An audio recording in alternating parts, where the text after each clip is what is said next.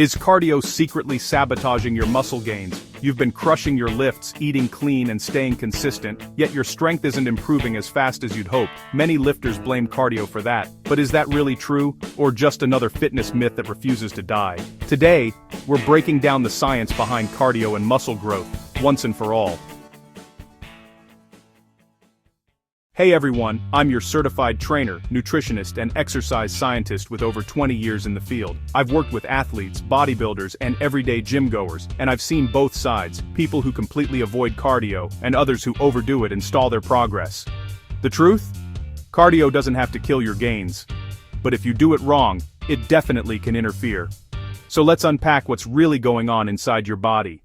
When you lift weights, you trigger a process called muscle protein synthesis. Your body repairs and builds stronger muscle fibers. But cardio, especially long, high-intensity endurance sessions, activates different molecular pathways. One key player here is the AMPK pathway, which helps your body adapt to endurance training. The catch: AMPK can temporarily suppress mTOR, the main pathway responsible for muscle growth. That's what scientists call the interference effect.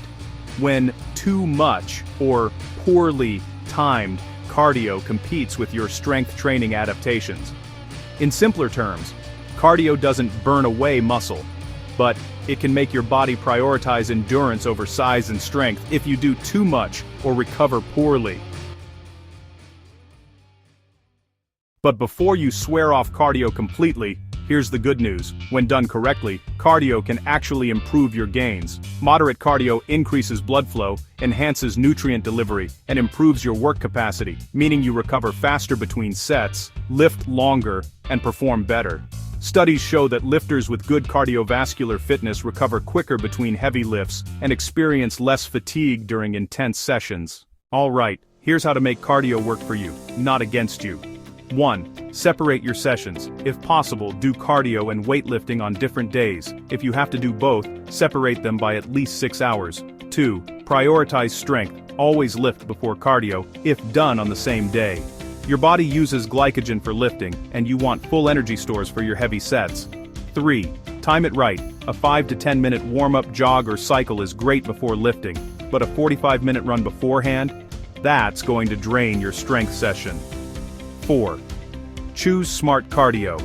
High-intensity interval training or short, intense intervals, like 15 to 20 minutes of sprints, can complement muscle growth, especially for improving conditioning. But avoid daily long-distance runs unless endurance is your goal. And 5. Monitor your progress. If your lifts are dropping, or you feel constantly fatigued, scale back your cardio volume or intensity. Now here's something most people forget. Your cardio and strength training compete for energy, not just time. If you're in a calorie deficit and doing lots of cardio, your body will prioritize survival, not muscle growth. Eat enough calories to fuel both types of training. Get enough protein, around 1.6 to 2.2 grams per kilogram of body weight daily. Sleep at least 7 to 9 hours. That's when growth hormones peak and muscle repair happens. When your nutrition and recovery are dialed in, your body can handle both cardio and strength training effectively. And let's not forget the big picture.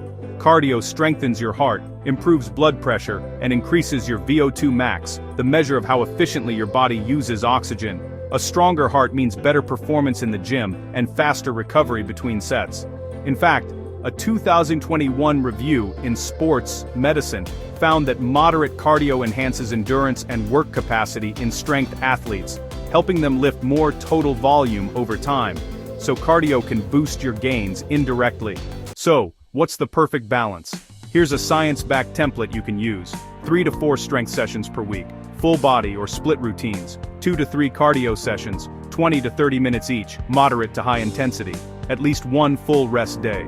This structure allows enough recovery time and prevents the interference effect, giving you the best of both worlds, strength and endurance.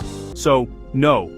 Cardio isn't killing your gains. It's how, when, and how much you do it that matters. Get your timing, intensity, and recovery right, and cardio will fuel your progress, not destroy it. If you found this helpful, smash that like button, subscribe for more science-based fitness content.